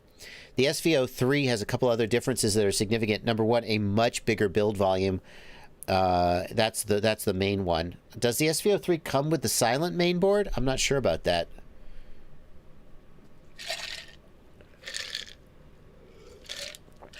DTFPV says, but a GoPro is $500. Yeah, it's true. But I mean, I guess if you don't want to spend the money on the GoPro or risk damaging a GoPro, something like a hybrid or a split style camera gives you good quality DVR, if not great. Better than like analog, of course. I wouldn't put it in a 5-inch though. The thing is that the analog, they're not spectacular cameras. That's the thing. Like a really good FPV camera, like a Caddx Ratel, the JB Phoenix, you know, some people would say is good. I think they're going to have much better image quality. So you're going to have mediocre image quality. You're going to have not spectacular HD recording. It's basically it's middle of the road at everything. You can get a GoPro for $200 too, and you can move the GoPro between your builds. Jay doesn't think the video is bad. I mean, let's look at Painless 360's video. How's the video on this? I haven't actually seen this exact one. Let's find some flight video here. Yada yada yada yada yada. Okay, here's some flight video. Maybe it's good. Painless 360, don't copy strike me. He's walking here. He's not flying. See, look, this is... Let's go away. This is really crappy. Do you see all this, like, haloing and stuff? This is really crappy DVR, right? Am I at the maximum possible defs? I don't know if you guys can see this on the live stream. The DVR is really poor. And the HD image is not that great either. It's kind of super contrasty. So it's okay. But it's not great. That's kind of what I said. I stand by my conclusion. Bobby Baggs thinks the video looks great. Hey, if you're happy with it, more power to you.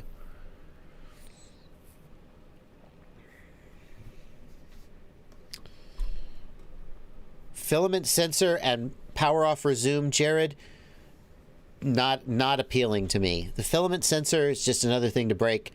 People said that when I first got my printers, and they were right. It's just a hassle. So what do? Just make sure you got enough freaking filament before you start printing, is the bottom line. Power off resume. Here's my experience with power off resume. I had a power outage in the middle of a print once. Activated power off resume. Yay! It didn't work. The printer began going through the motions of the print, but it wasn't extruding. And about 3 layers later, I realized that it wasn't working, and I lost the print. So I was like, all right. And then I got a freaking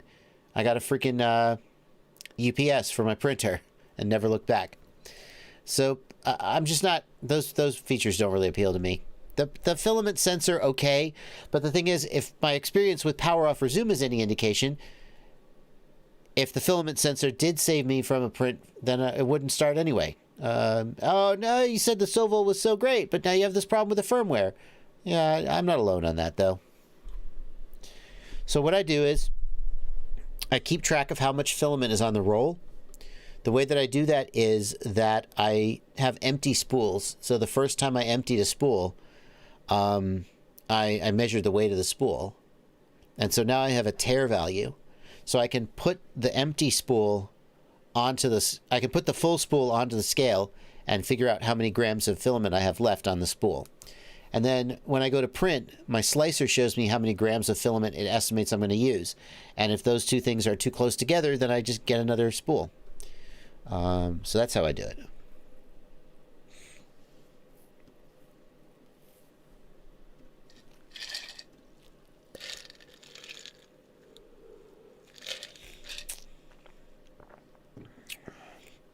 Joshua Kermai says the Caddx Tarsier is a Ratel, which is a great camera, with a HD recording on board. Well, that's appealing.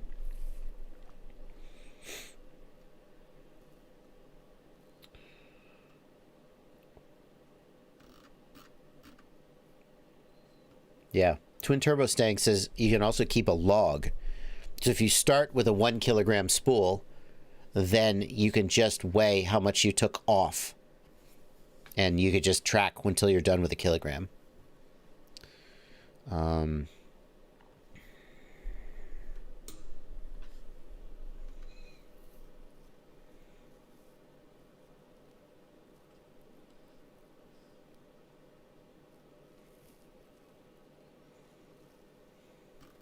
Yeah.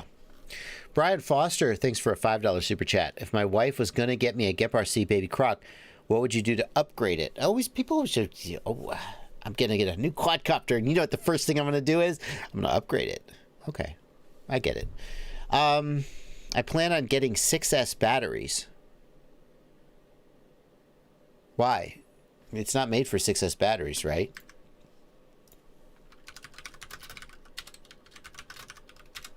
It's not made for 6S. It's made for like 4S, right?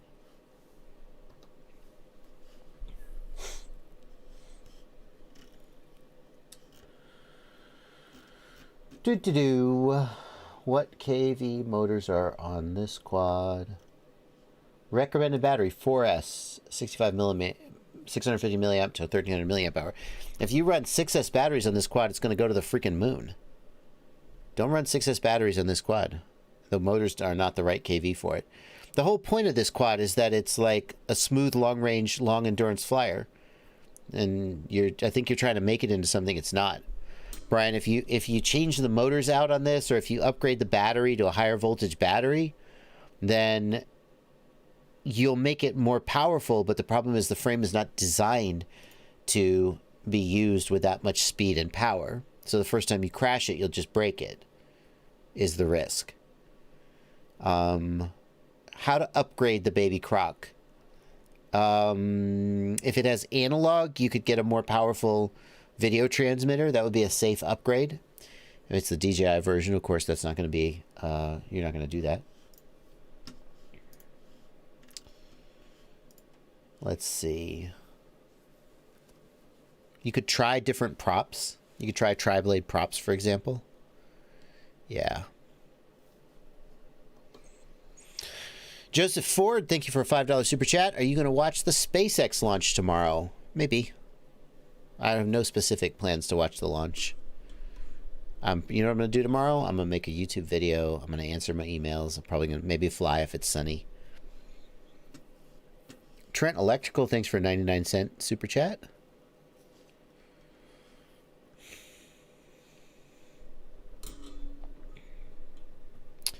Wow. Ghost Branch FPV says, since we're talking about 3D printing, here's some important info. You shared Cura profiles before. Don't do that. They will basically come out empty and useless. Cura is weird. What's the point of being able to export the profiles if they don't work? Instead, just share a text file with the settings you changed. How do I get that? I can just make it manually? Shut up. Oh, man. All right, well. Apparently, Cura profile export is broken. Damn it. Big FPV, you're right that you can run 6S on a 4S KV motor with a motor output limit, but why would you, if the quad is made for 4S, why would you do that? Can you just open the profile in a text editor, Ghost Branch? Let's look.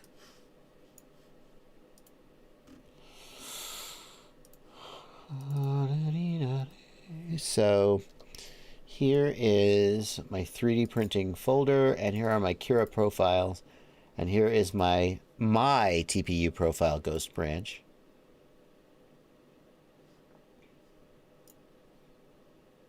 Oh.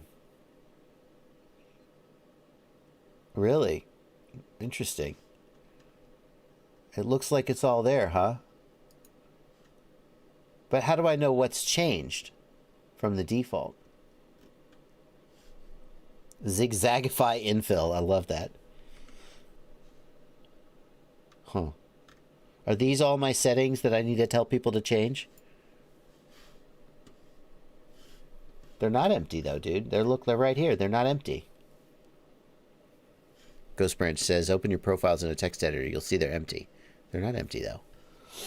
I mean, this one isn't. Let's check the next one.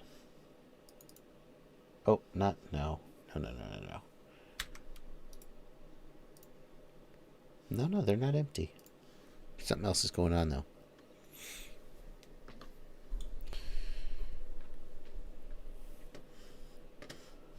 These are the ones I shared on stream, and they do not have just 3 lines in them. Maybe they've been updated. Let me try again. Ghost Branch, here. Look, I'm going to send you a link to... Oh, I can't because OneDrive is off. Oh, well. Marley Lepo, thank you for 50 Norwegian kroner. Forget SpaceX. Who's excited for Cyberpunk 2077? Must-play game of 2020 or 2021. Oh, do you remember in March? Do you guys remember in March? I called it the holy trinity of pandemic video games.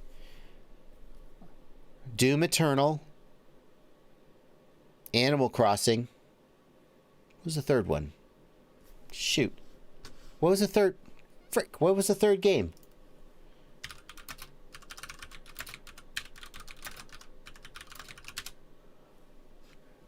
Dag nabbit. What was the third one that came out? Everybody was like, yeah, we're going to play these games. Not Warzone, Jared. That's not the one I'm thinking of anyway. Anyway, that story didn't end well. Someone's going to remember what the game is.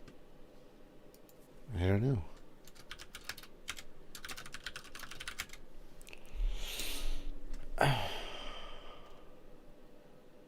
Fall Guys? No. What's the third game that came out at the same time as Doom Eternal and frickin' Last of Us 2? Maybe. Among Us, Monster Hunter DLC. Now people, and we just got a list of games that came out. Anyway.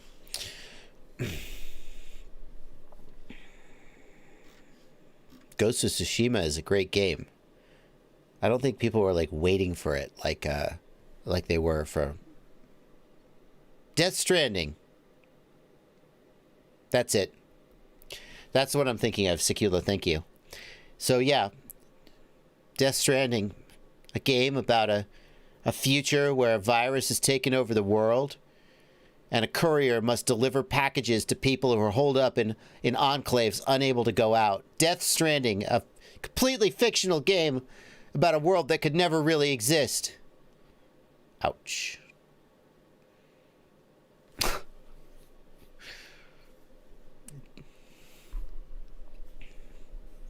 My Amazon packages have come yet.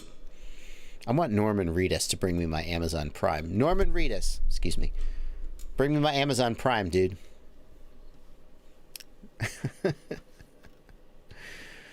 Buzzkill wants to know where you can get 7-inch tri-blades in blue. That's a tall order, man. 7-inch tri-blades in blue.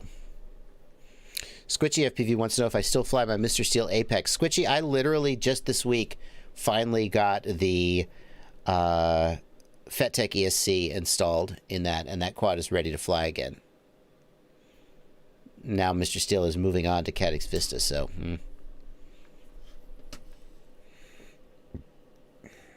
Dal has them in blue, says Troy Castles. Buzzkill, Troy Castles says that Dal RC has a blue 7-inch tri-blades, but are they any good? Shane Bailey, that's a great question. Is it okay to use a power supply that outputs more amps than the max input for a charger?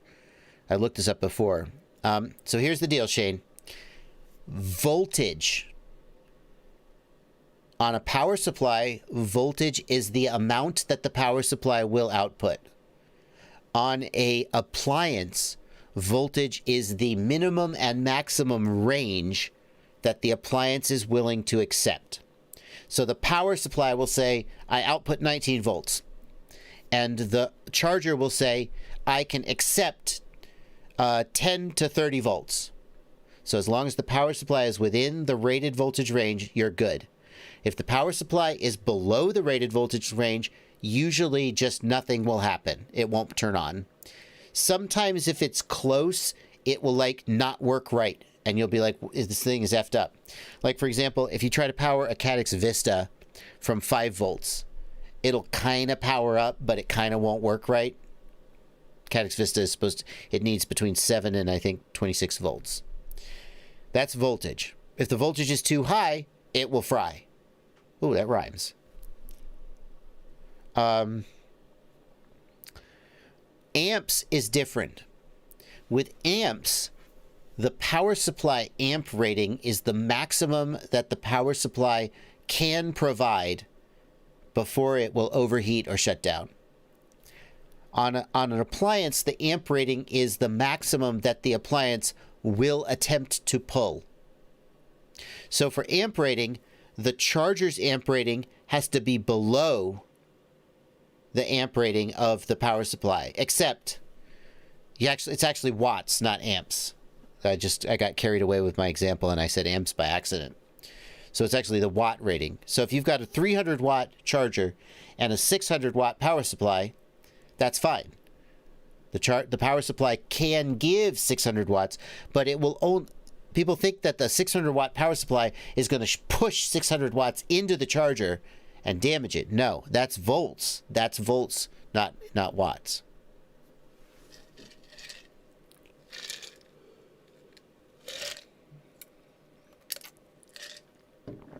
Zeus of Crete. I got tired of putting capacitors on all of my quads, so I took a male and a female XT60 and I soldered them together with the 1000 microfarad cap on it. Now I just switch between quads. Any opinion?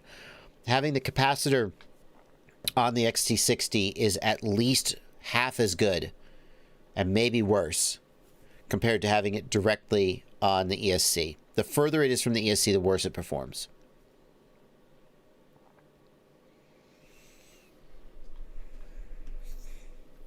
OCDFPV says, I hope your FETTech 4-in-1 doesn't pop. I had a bad first impression with mine. OCDFPV, I had a conversation with one of the guys over from FETTech, and I asked about your specific comment. I was like, do I need like a spike absorber or anything? And he was like, nah, you're good. We'll see. We shall see.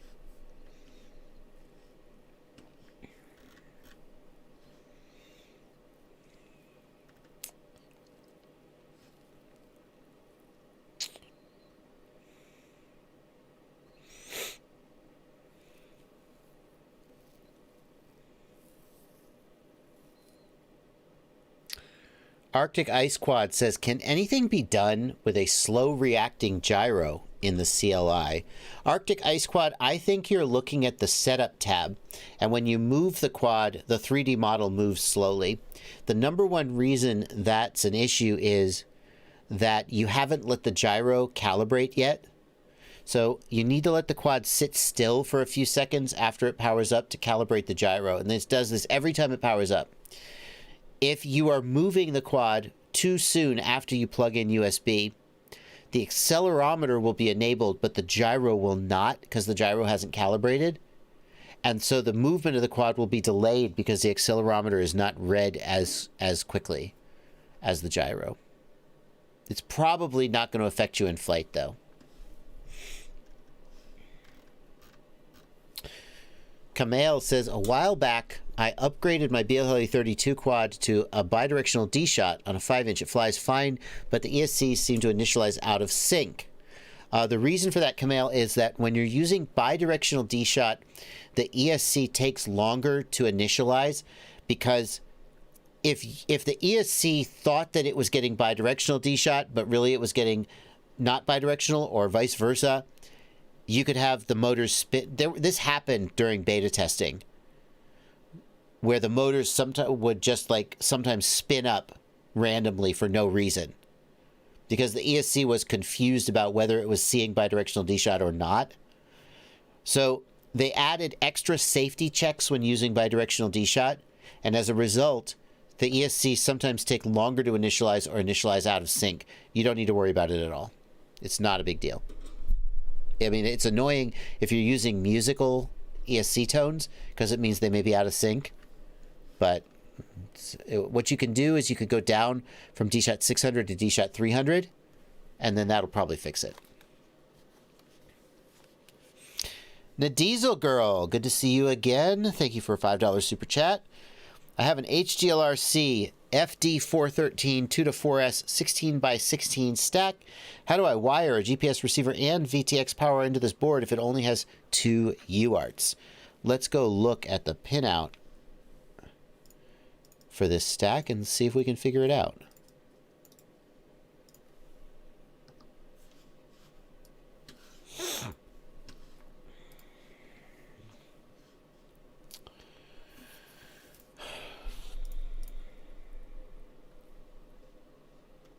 Oh, perfect. That's what I want.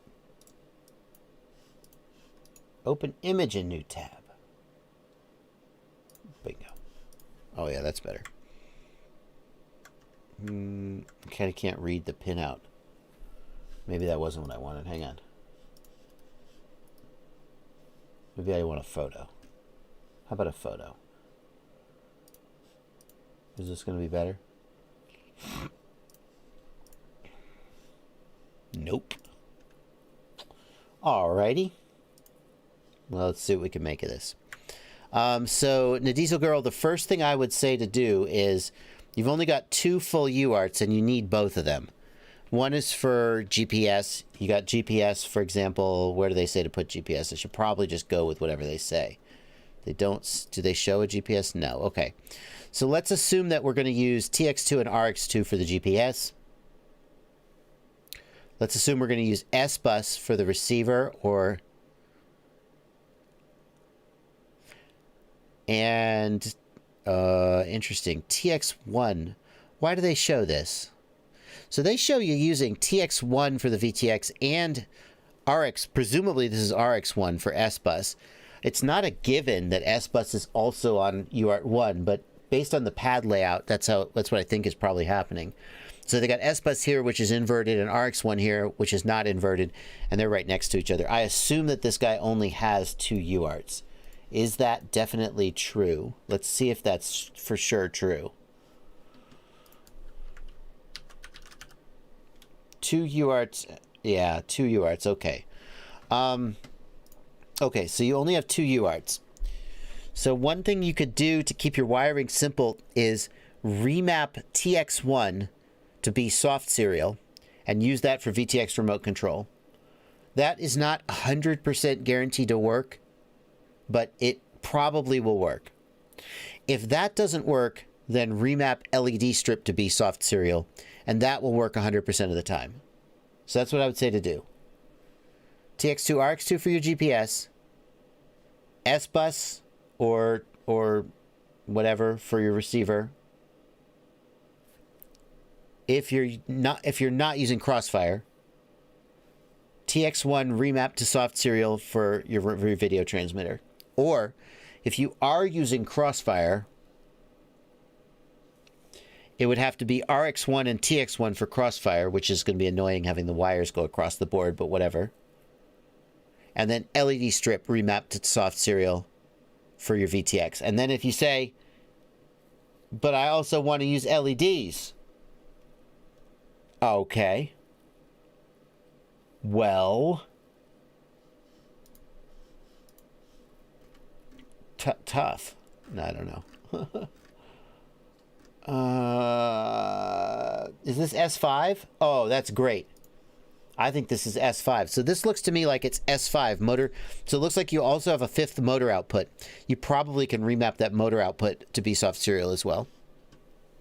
Probably, but not guaranteed. LED strip is the only one that's like definitely guaranteed.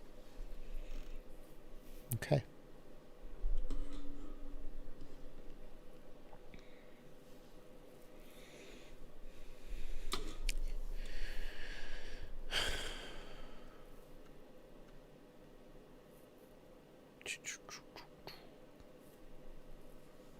Mm-hmm.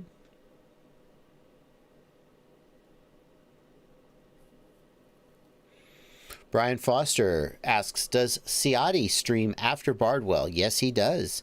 And even sometimes not after Bardwell. Aaron Ciati, do you know about this guy? Have you heard about this guy? First of all, his name isn't Aaron. His name is Aharon. Aharon? Aharon? Aharon? Now, it sounds like I'm saying heron, like Ken Heron, and I'm not. It's Aharon with an E. Aaron Ciati. He streams after me at 10 p.m. in about 6 minutes, in fact. He's all right. He does a lot of micro builds. What are you doing tonight, Ciati? He does a lot of micro builds, cusses a lot. If you like my content, but you would like to hear a little more cussing, and you know, he's a lot like me, but he spells his name wrong and he's builds smaller quads. Hey, look, the war takes all types. He is going to be streaming tonight from 10 to you know, whenever. He's going to be doing a giveaway. He's going to be repairing TPU. How to repair TPU. Print something else. Print another one. Hey, Ciati, you got a 3D printer, dude? I got to get you a 3D printer. Newbie Drone 2306.5 crash testing. Nice. If you like Joshua's content, but you wonder what it would be like if it was just a little bit worse, Ciati FPV. He has a lot of fun over there. Did you stream for 7 hours, Ciati? Now that's fair. 661 FPV points out, Ciati may swear on his stream, but I slurp drinks, and I'm not sure which is worse.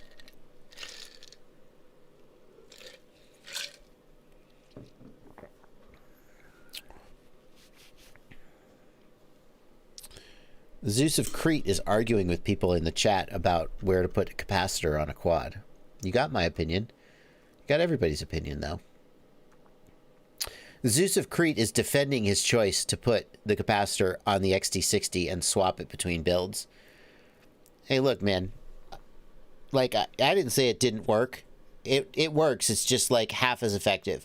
Hey, it's better than nothing. Maybe it's the right choice. But, like, don't ask for advice and then, like, get defensive when people don't give you the advice you thought you were going to get, right? You know, be like, okay, thank you for your opinion. It's cool. That's kind of what you're doing. On the flip side, like, no need to jump down his throat because he puts his capacitor somewhere you don't, you know, believe in. Ciati's training up for a 24-hour stream. Be careful. Be careful, Ciati. Yeah, no, Zeus, I'm not. Yeah, no, you're fine, man. People are kind of arguing with you too. So, anyway. I know the mic picks up the whole swig Fitz flights. Marley Lepo, thanks for 50 Norwegian kroner. Ciati has more hair. How much is 50 Norwegian kroner? I don't actually know. Marley's dropped like 200 kroner. Oh, it's like $6. Well, I'm slightly less impressed. It's like, yeah, I got 50 kroner. How many are those? Thank you, Marley, for your donations.